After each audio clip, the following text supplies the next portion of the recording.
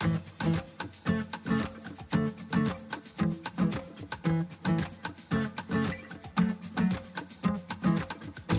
podcast is a quest for well-being, a quest for a meaningful life through the exploration of fundamental truth. Enlightening ideas, insights on physical, mental, and spiritual health. The inspiration is love. The aspiration is to awaken new ways of thinking that can lead us to a new way of being well. Welcome to Body, Mind, and Soul Healing Conversations.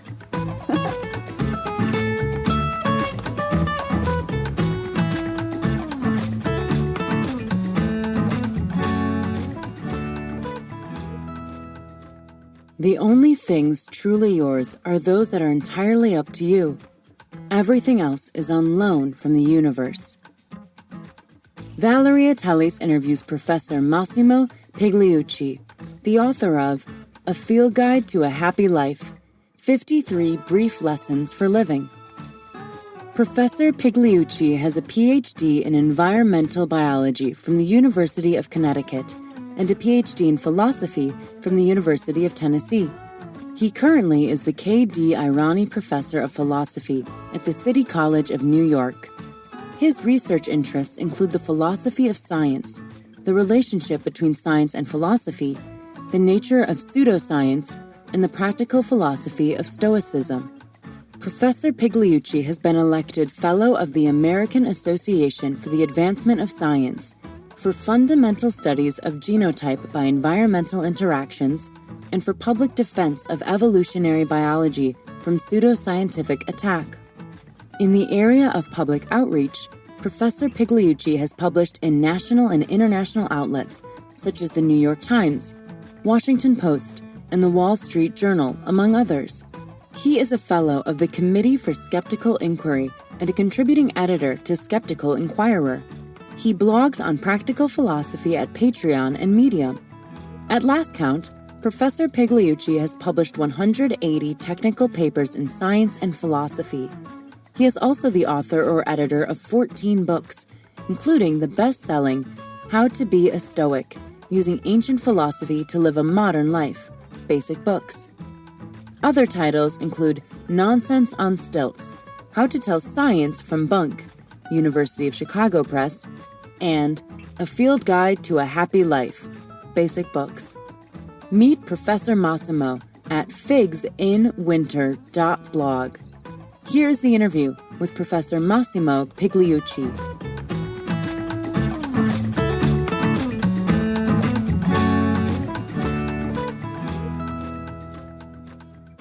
In your own words, who is Professor Massimo Pigliucci? Massimo Pigliucci is Italian, grew up in Rome, moved to the United States to pursue his academic career initially in biology, and then went through a little bit of a midlife crisis and switched academic fields to philosophy, and now teaches at the City University of New York. Is interested in Stoic philosophy as not just from a theoretical perspective, but as a way of living a meaningful life. And other than that, lives in Brooklyn, New York. My second official question for you had to be this one. What is life to you, Massimo? Not the meaning of life, but what is life? Oh, for me, from that perspective, I approached the question as a scientist. For me, life is one of a number of natural processes that, as far as we know, occurs on Earth. It probably occurs elsewhere in the universe, although we haven't found it yet. But then again, we haven't visited that many places. Right. That's true. So it's fundamentally a natural process. In fact, I consider the universe itself to be a natural process, or a dynamic set of natural processes, of which life is just one subset, very interesting subset, very complex subset, but that's the way I think about life. You talk about the universe in your book. You mentioned that word a lot. For you, would that be a type of God in a way when you mention the word universe? Does it imply No, God? I try to stay away from the word God because it has too many meanings to too many people. And so for me, the universe is just what is, everything that is. And now if you want to attach certain characteristics to it, then again, I will start with the characteristics that come to mind as a scientist. So the universe is it's an ensemble of physical objects. It's characterized by certain patterns that we refer to as laws of nature, and we try to understand as best as we can. That would be my approach. Yeah, I would stay away from the word God because it has too many different connotations that get you into sorts of different discussions that I wouldn't know how to contribute meaningfully. Yeah, I understand. From your perspective, do you see a beginning for the universe or for life itself? Is there such a thing as a starting point, or this is the complete unknown? As far as we know, and of course, what we think we know, it changes because we get, better at investigating certain questions. But so far as we know, the universe began about 13 billion years ago, and as far as life is concerned, life on Earth again, it began about 4.5 billion years ago. It may have started earlier somewhere else, but again, we have no idea. The purpose of life, do you see one? Is there a purpose to the human experience?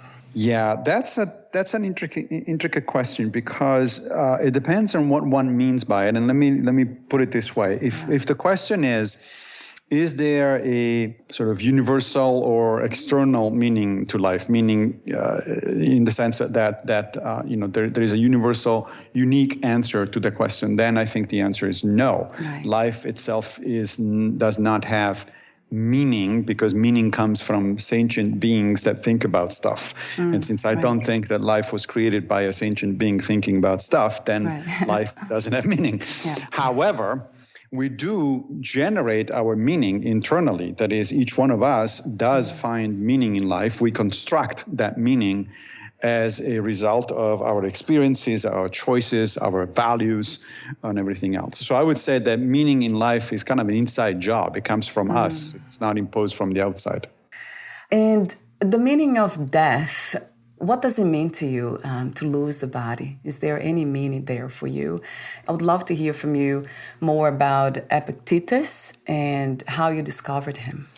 So let's start with death. Again, there the answer, from my perspective, comes from my scientific background. Death is yet another natural process, and it is in fact, as far as we can tell, it's necessary. So it's a necessary prerequisite for life continuation. If things and people, animals and plants and people didn't die, then there wouldn't be space on Earth for new people and plants and animals. So death is kind of part of this cycle.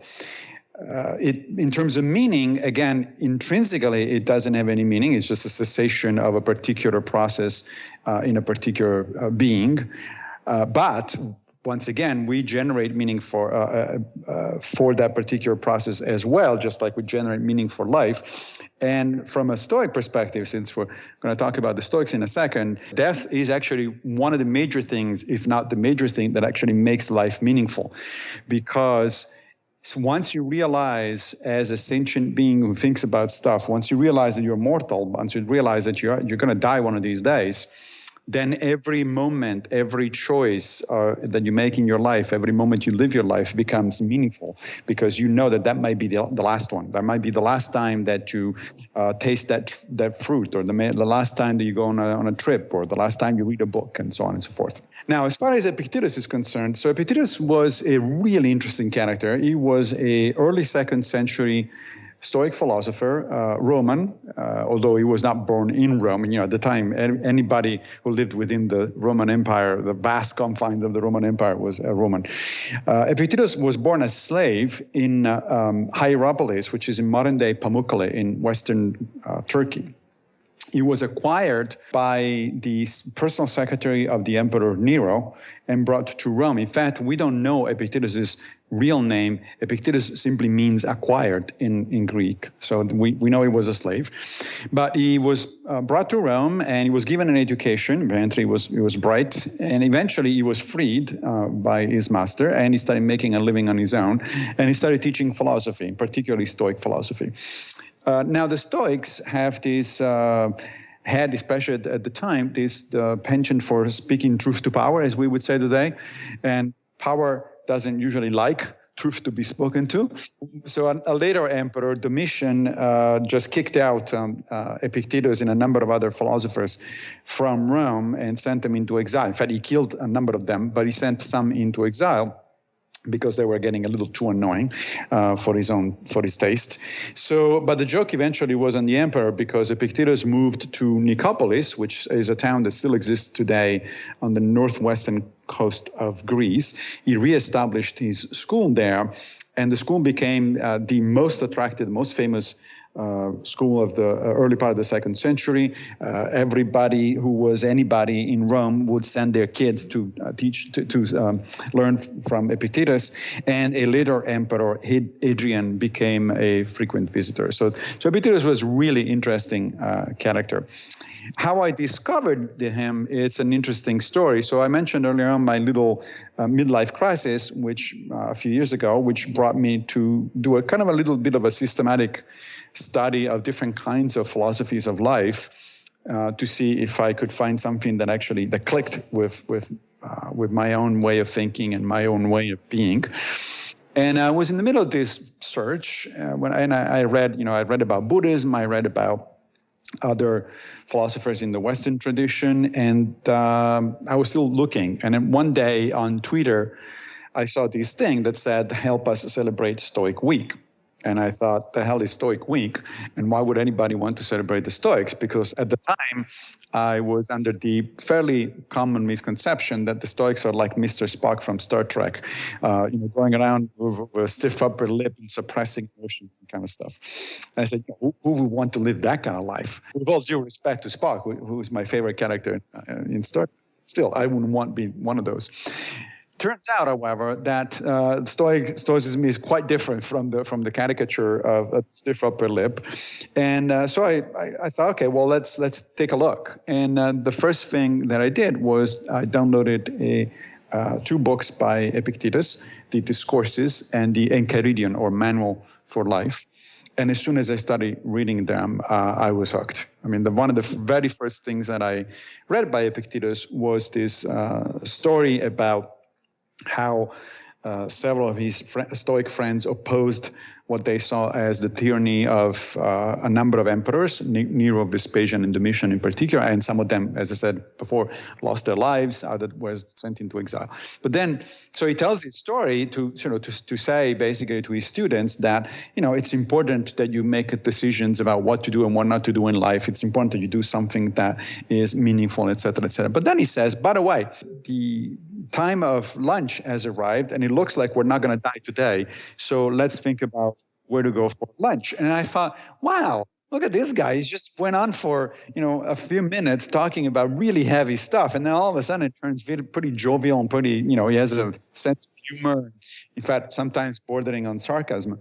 And so I was hooked. I kind of heard the click in my brain. I said, this is a guy that needs to be studied more carefully. That's interesting how we look for things that resonate with us somehow, the way we have already kind of understood life in a way that we can't explain. But then, you came across him. But I have a question for you. You mentioned earlier the idea of power, and no one wants to be questioned. Whoever holds the power, truth and power, they don't go along, per se. From your perspective, how would you define true power, Massimo?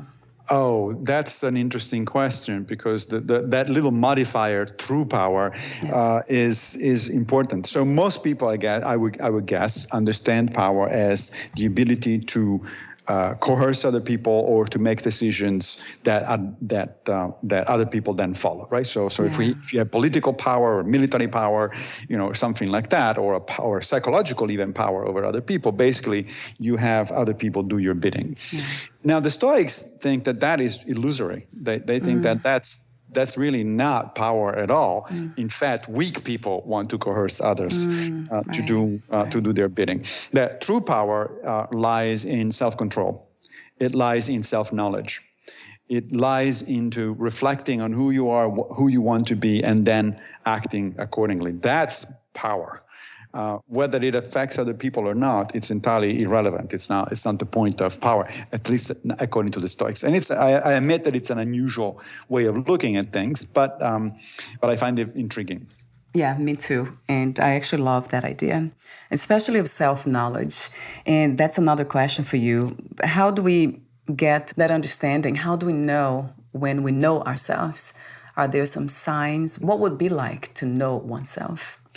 Well, for one thing, I think that is a process that we should ideally engage in throughout our life. And you really never get there because there is no there. Right, because the self, at least according to the Stoics, and a number of other traditions, actually, the Buddhists in this case agree with the Stoics. Yeah. The self is not a stable entity. It's not something that is unchangeable. It's a dynamic process itself. In fact, again, I think that from a metaphysical perspective, everything in the universe is a set of dynamic processes. So I don't see why the self will be an exception. Right. So the self changes all the time, which means that you're really never knowing yourself because you're knowing and you keep going after something that changes constantly. Right. However, knowing yourself is accomplished by a number of routes, according to the Stoics. One of them is self-analysis. So the Stoics thought that you should, for instance, at the end of the day, you should take a few minutes, pick a quiet corner in your house, and reflect on the following questions: what did I do today that didn't go well? What was it? What did I do wrong? In other words, what did I do right, and what could I have done differently, better? And in constantly asking yourself these three questions, you learn a lot about yourself. Because you ask questions like, well, why did I get angry in that situation, or why did I do this, and so on.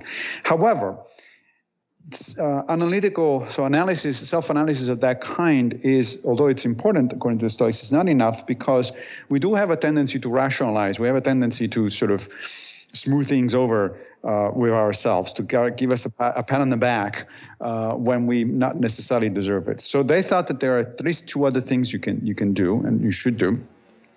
And by the way, I should add that there is some serious evidence from modern cognitive science that all three of these approaches actually do help in the way in which the Stoics sort of suggest. The second approach is what I sometimes call, it's a mental exercise called the sage on the shoulder.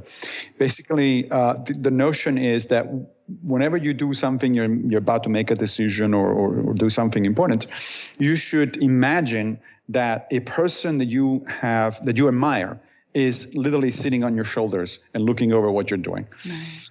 And the notion there is that you would therefore ask yourself, well, would that person do what I'm about to do? How would he actually act? Now, other traditions have a similar things. If you go, especially in parts of the American South, you will find people that go around with a bracelet with the acronym WWJD. What would Jesus do, right? And the notion is similar. It doesn't have to be Jesus. It could be Socrates. This could be your grandfather. Anyone that you admire. So that's the second technique: critical self-analysis and the sage on the shoulder. And then the third thing, I guess it's not an exercise really, but the third practice that the Stoics strongly suggest in order to get to know yourself is to cultivate deep friendships. Because a deep friend, a really good friend, not the kind of friend you get on Facebook, that's but a real friend. That is a person that presumably has your own welfare at heart, right? So and vice versa, of course, you have his or her welfare at heart, and also she's not afraid to, occasionally at least, speaking clearly to you, speaking frankly to you, and say, what you just did was not kosher. That was not a good thing. Or maybe you wanted to rethink that sort of stuff.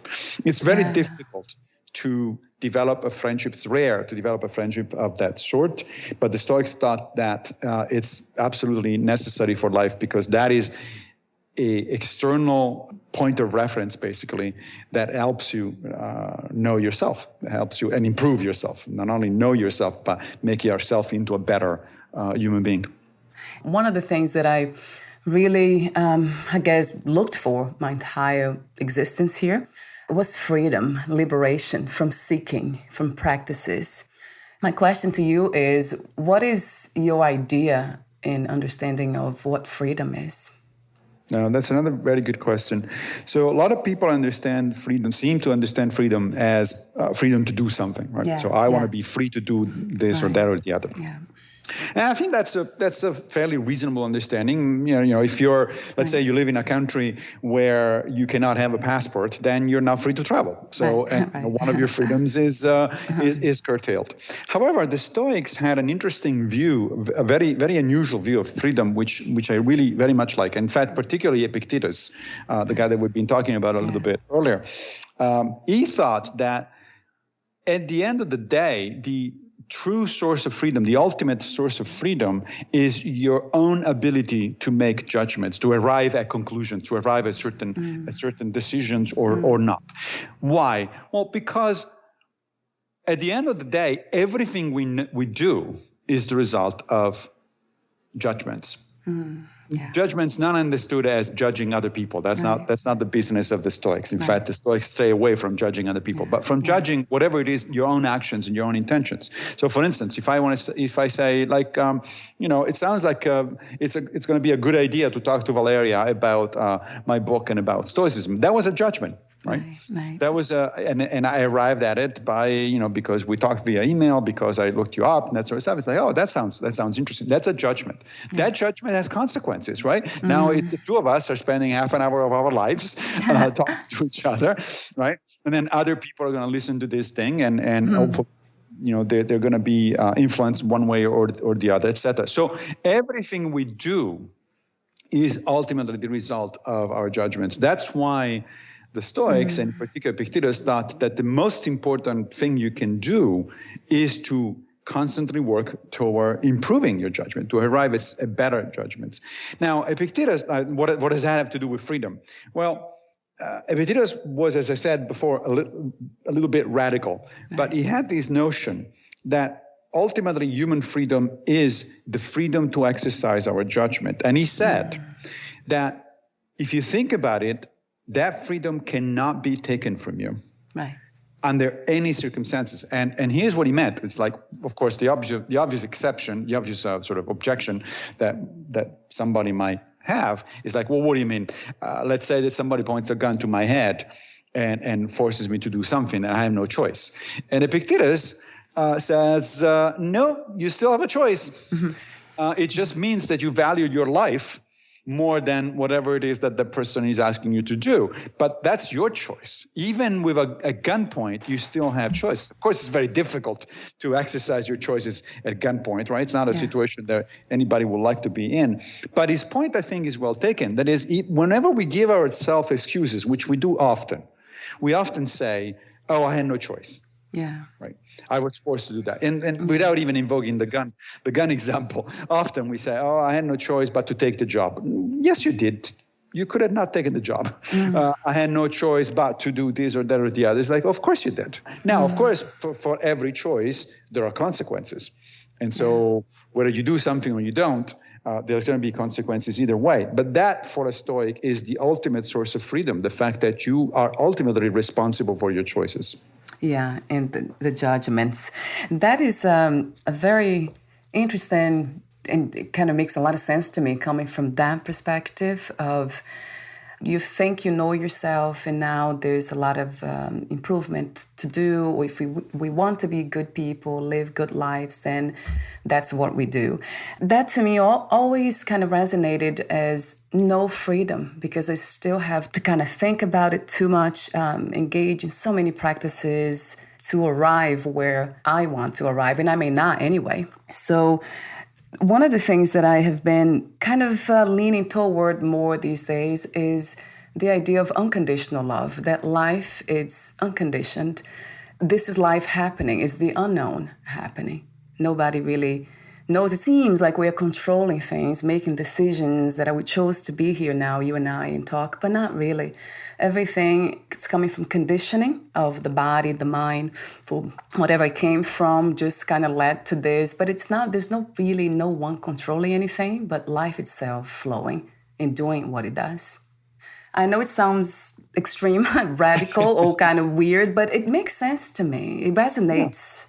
I'm not worried about something sounding weird because, lots sorts of weird. I mean, look, I have my friends in the physics department who tell me that nothing really exists other than fields of energy. So it's like that. Yeah. Does that sound weird? That's pretty weird.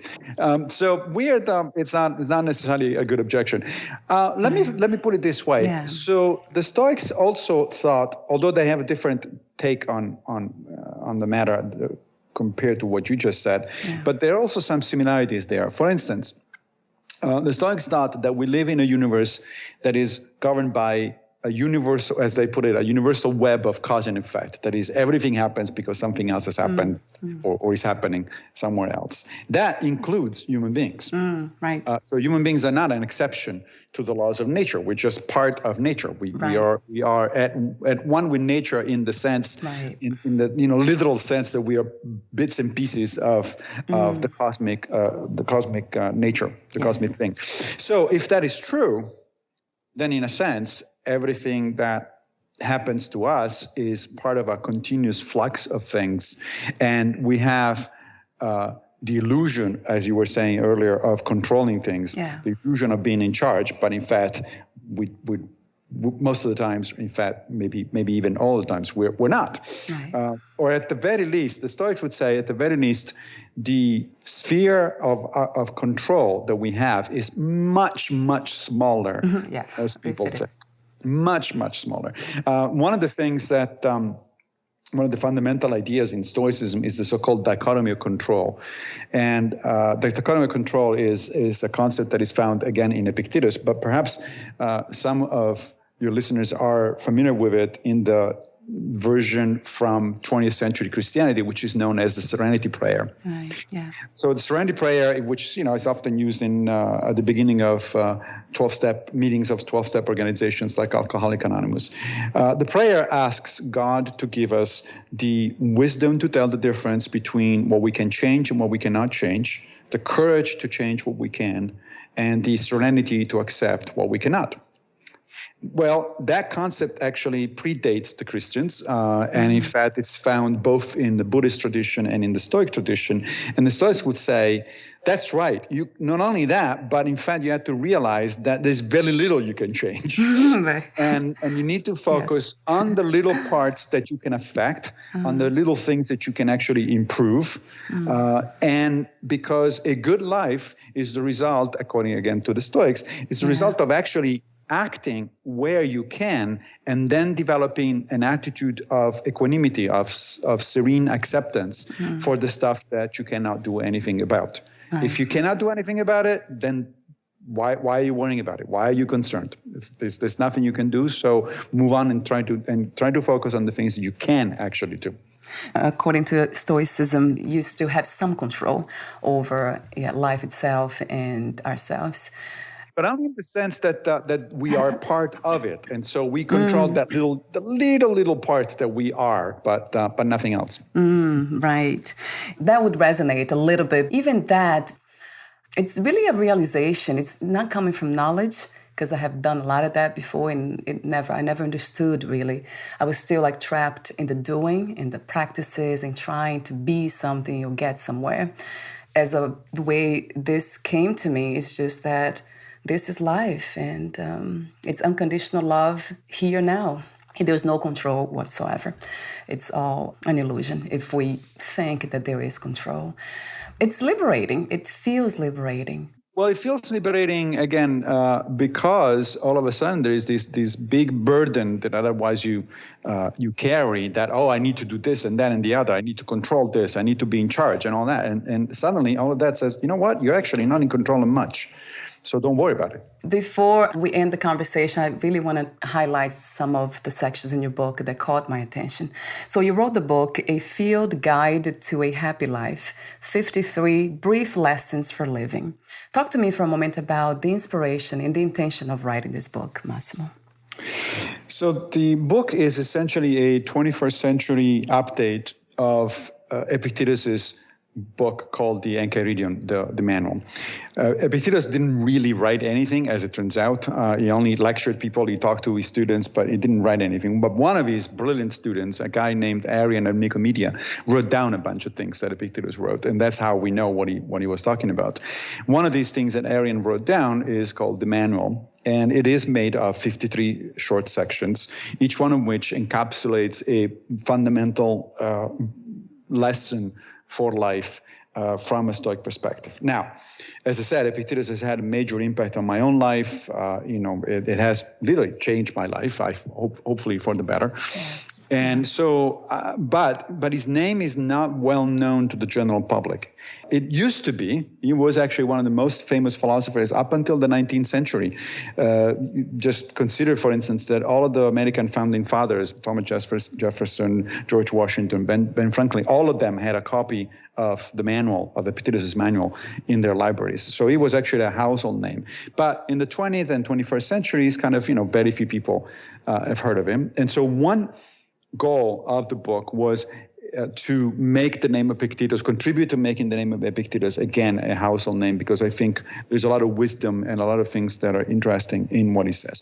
At the same time, however, and this is the second goal of the book, Epictetus was alive 18th, 19th centuries ago. And so, of course, he had a worldview that, in part at least, reflected the times, right? He was an ancient Roman, and we live in the 21st century, so things are different. So just in the same way in which nobody today is a Buddhist in the way in which people were Buddhists 2.5 millennia ago, or nobody is a Christian in the way people were Christians 2,000 years ago, I think nobody can be a Stoic today in the way in which Epictetus was a Stoic 2 millennia ago. So there are these two goals of the book. It's essentially a rewriting of the manual, updating it to the 21st century. And the two goals are a homage to Epictetus, trying to make him again a well-known philosopher, and at the same time, however, updating and hopefully a little bit improving Stoic philosophy for the 21st century.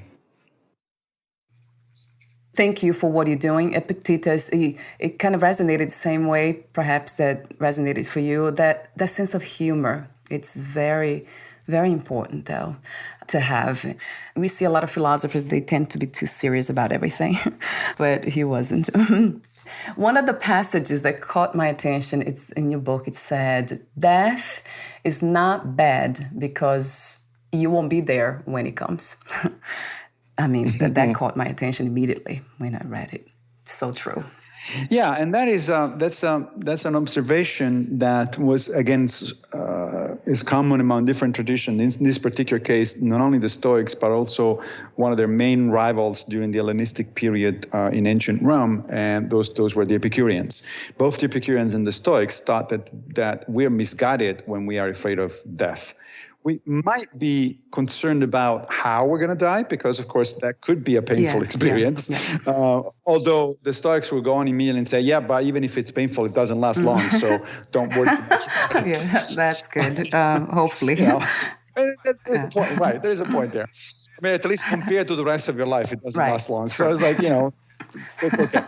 But more importantly, they thought there is really no point in worrying about what happens after you're dead, because there's no you there, because your self has been, sort of reabsorbed by the universal, in the cosmos. We are back, in terms of our matter disperses again in the universe, which is where it came from. One of my favorite modern authors is the astronomer Carl Sagan, who famously said that we are literally stardust, because everything that, all the elements or all the molecules that make up our body were at some point in the past inside an exploding star, a supernova. So it's a beautiful thought, and it's true. So that's not just beautiful, it also happens to be true. The Stoics think that when you die, it kind of happens in reverse. So your body goes back to, the rest of the universe, but there is no you as a conscious entity that feels things. And therefore, if that's not there, then why are you worried? What is your problem? And they say, especially, both the Stoic and Epicureans say, especially, do not listen to priests that want to scare you and control you by telling you that there is a whole awful afterlife that is waiting for you. It's like, it's just not the case. There's no you in the afterlife, and therefore, don't worry. Just focus on this life. This is the only one you got. And you need to focus here, in the here and now, because that is where life is. It's not in the future. It's not in the past. It's the question here. that arises is, what about if there was no you throughout life? We just miss that in a way, right? To merge with life now, actually, and become life itself. I like a phrase that says, I think somebody wrote, I don't know who said on the podcast, I don't have a life, I am life. Oh, that's nice. That's interesting. Yeah. That resonated true to me for some reason. In your book, you also mentioned other topics. For some reason, those topics on death kind of catch my attention every time. You said, everything you think you own is not actually yours. At some point, you will lose them in one fashion or another. And then you also have a message, a lesson of meditate frequently on adversity, and especially on death. And then another one, you say, losing loved ones is painful, but you should keep in mind that it is natural and it happens to others as well. Develop a sense of equanimity about it. So that peace in Buddhism, it's very much one of the greatest practices, equanimity, inner peace. Yes. I like especially the bit about, we don't own anything, because we especially in modern 21st century Western and particularly American society, we are obsessed with owning things. Right. And we use the word my all the time, right? Yeah. It's like, it's my house, my car, my TV, my wife, my children. It's like, my life. Slow down. That'll be even, life. Yeah. Slow down. You actually don't own any of those things. All of those things are, as the Stoics would say, on loan from the universe. Yes. And the universe, the interesting bit that Epictetus calls our attention to is the universe can recall the loan at any moment for any reason, and it's not up to you to question it. So in other words, just enjoy what you have right now, because it's part of life. It's like, in fact, at some point he uses the metaphor of, think of your life as being a guest in a hotel. While you are in the hotel, when you are in the room, that is, in a sense, your room. But not really. It has been other people's room before, and it will be other people's room after. But while you're there, sure, use it by all means, right? Go to the restaurant and eat. Go to the bar and have a drink. But those are not yours in any sense. You're just passing through. And your goal is to, on the one hand, enjoy what the hotel offers, or what the bar offers, what the restaurant offers, but at the same time also live it at least in the same shape, if not better, than when you got in. Right? We don't think very highly of people who trash their hotel rooms. It's not a good thing to do. And the same goes for life in itself, according to Epictetus. You just don't make a mess and leave it for other people to clean it up. You clean up your stuff. I love the way, in your book you say that a lot. You relate to this, whatever this is, life, what we call life, as an adventure, like being travelers. We're just traveling here.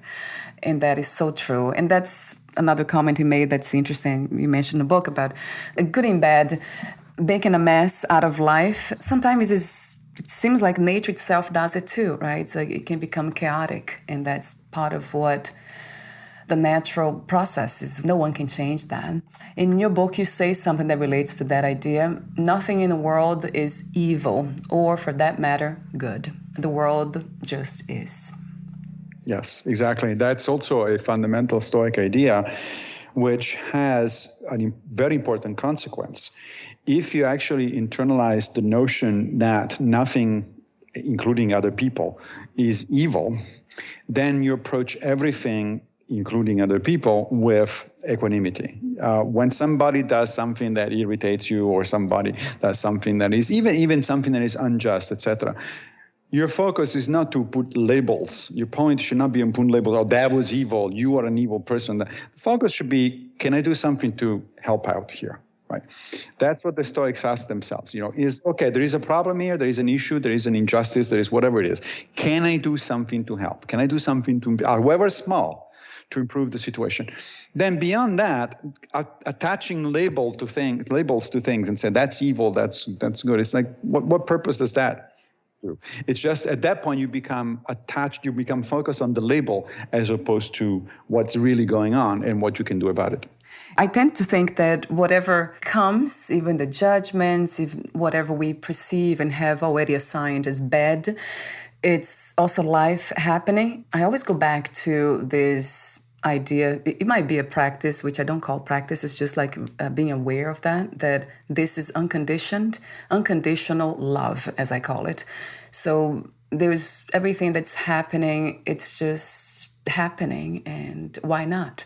Everything's possible in a way. I know it's very open, right? This ideas, that's right. But you just reminded me actually of a cartoon that I saw many, many years ago. I was a graduate student at the University of Connecticut, and I walk into my mentor's office, and he has this cartoon that is kind of framed. And you remember this, I don't know if they still do it, but this was a cartoon that was part of a series called Hagar the Horrible, which was a Viking having different adventures. And so the first scene in the cartoon has Hagar on a ship, and the ship is in the middle of a big storm, and he's being thrown around in the storm. Eventually, he has a shipwreck, and he lands on a deserted island, and he looks up at the sky, and he says, "Why me?" And in the last panel, the sky opens up and answers, "Why not?" Right. Why not? Why not you? Who are you? Your life. Exactly. Why not you? Why do you think you're special? Yes, right. That might be the biggest message. Yeah. Thinking that we are special, we're important. I mean, as these individualized particles of energy of life. That never resonated through to me, and now especially. That if there is something that there is miracle, this will be it. Being here now, talking to you, just in this moment, being in the moment now, this happening. This is, to me, it's the reason to be grateful, isn't it, in a way? But not just grateful, it's deeper than that. It's magic almost at play. I would love to talk to you for another, forever, really, because you're not just somebody who has explored this adventure here called life. You keep doing that. You're still open to the exploration of who else, whatever comes, whatever, even in this podcast today, because this is what I do to my guests a lot of time. I challenge them in that sense of being open to life itself. Because what do we know, really? Not much. Yeah, I love the idea of the unknown, really. This is the unknown itself. This is the absolute unknown, and it's beautiful. I have a few more questions for you, the ending questions. Would you like to add anything or read a passage in your book? I think we've covered at least some of the important points, so go ahead with the final questions. Yeah, let me ask you this one. How do you define success these days? What is to be successful to you? To me, being successful means that I'm getting a little better at this business of life. That I'm getting a little bit more empathetic toward people. I'm more useful to the people that I love, and perhaps even to strangers. That sort of stuff. That's a measure of success. Mm-hmm. It has nothing to do with material objects. It has nothing to do with money, career, what you think you own, and that sort of stuff. What was the hardest lesson to learn about yourself in life as of today? That I don't have as much control over things as I would have, I would like, or as I was brought up, I guess, to think that it's important to have all this control over things. I still have a hard time really letting go of this notion of control. I still find myself struggling a little bit about it, but I certainly got better. Yeah, to me, that sounds like true liberation, if there is such a thing. knowing that we have no control, just kind of, giving up that notion that we do. And if you knew you would die soon, meaning leaving the body, would you make any change or do anything in a different way? That's a good question. In fact, it's a question that the Stoics ask themselves a lot. One of the early Roman Stoics, Seneca, asks himself, he says, imagine that this is going to be the last day of your life. What are you going to do? Yeah. How are you going to spend it? Well, I guess I would do some things differently, but not dramatically. Certainly I wouldn't be spending time answering email or posting on Facebook. That's for sure. But other than that, I would probably be spending time doing the kind of things that I find meaningful. And those are either writing, for instance, talking to my friends or my family. If I had, depending on how much time we're talking about, that I knew that I had available, traveling to see places that I haven't seen yet. Those are the kinds of things that I would do if I knew that, let's say, I was going to die, in a month or a couple of months or whatever it is. So not necessarily radical things, but I would purge the stuff that is less important, that is less, meaningful, and focus on the. Now, of course, one can obviously ask the question, well, why don't you do that anyway? Right. Well, because I gotta answer my emails from time to time. Yes, tell me about it. I have a job, and part of my responsibility is to answer my emails. So you have to. But if you're getting close to the end of your life, say, you know what, I think I'm done enough of that, and now I can focus on more meaningful things. And my last question is, what are 3 things about life you know for sure as of this moment? For sure. I don't know if I can get to 3. I think that I exist. I know that in some sense I exist. I mean, as the 15th century philosopher, 16th century philosopher René Descartes put it, I think, therefore I am. I buy that. I think that because I'm a sentient being, I can articulate thoughts. I must exist. Whether I exist as I think I exist, with a body and in a particular room, etc., or in some other way, that's a different issue. But I agree with Descartes that I know pretty much for sure that I exist. Other than that, not much else. Not for sure. I think I have opinions and I have judgments, well-informed opinions, I hope, about a bunch of other things. But absolute knowledge, that's pretty much it. The only thing I know is that I exist for now. I love how genuine you are, Massimo, how natural you are. I go back to nature as a reference. Thank you so much for your intention to help others, first to help yourself and then pass that on.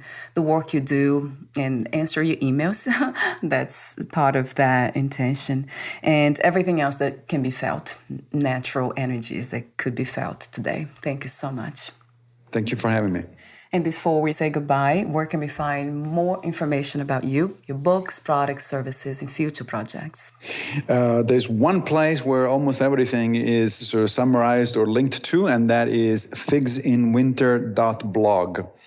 And figs in winter is a phrase that Epictetus uses where he says, don't wish for things that you cannot have at the moment. Enjoy them when they're actually there. Otherwise, you're a fool because you're like somebody who wants figs in winter. The sense of humor is just great. We need that. Boy, we need that. Thank you so much, Massimo, again. We'll talk soon. Bye for now.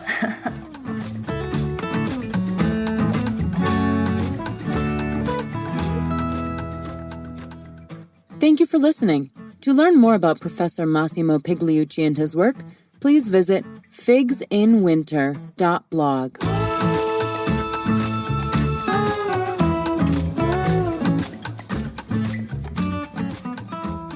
To learn more about this podcast, please visit fitforjoy.org/podcast. Thank you again for listening, and bye for now.